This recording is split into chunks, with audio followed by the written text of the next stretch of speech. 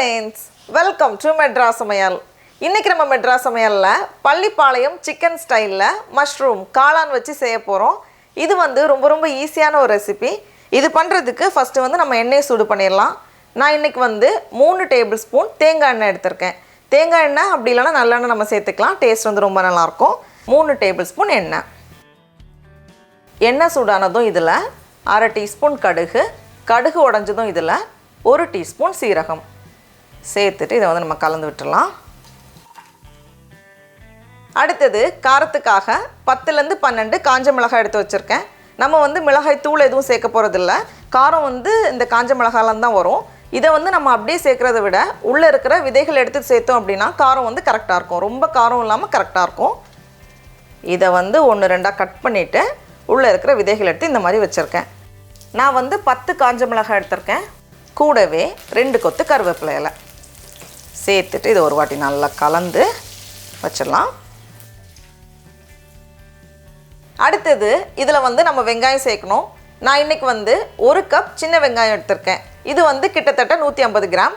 ஒருவேளை நம்மக்கிட்ட சின்ன வெங்காயம் இல்லை அப்படின்னா நம்ம பெரிய வெங்காயம் சேர்த்துக்கலாம். ஆனால் சின்ன வெங்காயத்தில் தான் டேஸ்ட் இருக்குது. அதனால் முடிஞ்ச வரைக்கும் சின்ன வெங்காயம் சேர்த்துக்கோங்க. கூடவே ஒரு பெரிய துண்டு இஞ்சி, 10-12 பால் போல் பூண்டு ரெண்டையும் இடித்து இந்த மாதிரி எடுத்து வச்சுருக்கேன். ரொம்ப அரைச்சிட தேவையில்ல, கொஞ்சம் அந்த நிறையா இருக்கணும். இதையும் உள்ளே சேர்த்துட்டு இது வந்து லைட்டாக வதங்கட்டும்.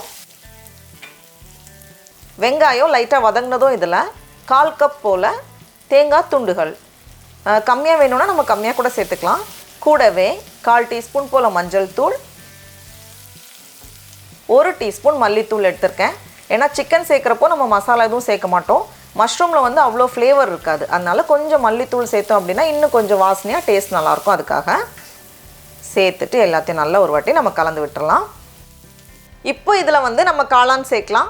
நான் இன்றைக்கி 250 கிராம் காளானை ரொம்ப சின்னதாக இல்லை, கொஞ்சம் இந்த மாதிரி பீசஸாக கட் பண்ணி வச்சுருக்கேன். எல்லா மஷ்ரூமும் சேர்த்ததுக்கப்புறமா தேவையான அளவு உப்பு. இப்போ பார்க்குறப்போ நிறைய இருக்கிற மாதிரி இருக்கும். அதனால் ஃபஸ்ட்டே நிறைய உப்பு சேர்த்துறாதீங்க. மஷ்ரூம் வந்து கொஞ்சம் சுருங்கும். அதனால் அதுக்கேற்ற மாதிரி தான் நம்ம சேர்த்துக்கணும்.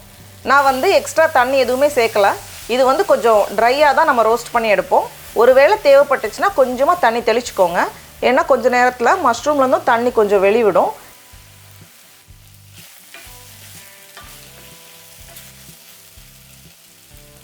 இப்போ பார்க்குறப்போ ரெடியான மாதிரி தான் இருக்கும். ஆனால் நம்ம வந்து இந்த ஸ்டேஜில் ஆஃப் பண்ணிடக்கூடாது. இன்னும் கொஞ்ச நேரம் நம்ம வந்து ரோஸ்ட் பண்ணணும். ரோஸ்ட் ஆக தான் டேஸ்ட் இருக்கும். அதனால கொஞ்சம் அந்த ஓரங்கள்லாம் வந்து கொஞ்சம் ப்ரௌன் ஆகிறது வரைக்கும் நம்ம வந்து ரோஸ்ட் பண்ணி எடுக்கும்போது டேஸ்ட் இன்னும் நல்லாயிருக்கும். இப்போ பாருங்கள், எல்லாமே நல்லா ரோஸ்ட் ஆகி வந்திருக்கு. வெங்காயம், தேங்காய், அந்த காளான் எல்லாமே நல்லா ரோஸ்ட் ஆகியிருக்கு. மறுபடியும் கொஞ்சம் ஃப்ரெஷ் கருவேப்பிலை, அப்புறமா தேவைப்பட்டால் கொஞ்சமாக மல்லி இலை சேர்த்துட்டு நல்லா ஒரு வாட்டி கலந்துட்டு நம்ம ஸ்டவ்வை ஆஃப் பண்ணிடலாம். அவ்வளோதான்.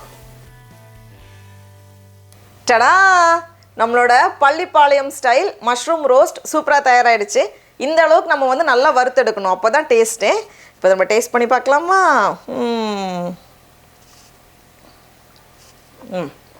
ரொம்ப சூப்பராக இருக்குது. சின்ன வெங்காயம், மஷ்ரூம் எல்லாம் சேர்ந்து நல்லா ரோஸ்ட் ஆகி ரொம்ப டேஸ்ட்டாக இருக்குது.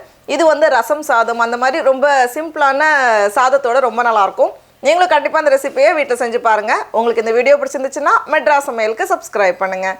நாவின் சுவையரும்புகள் மலரட்டும்.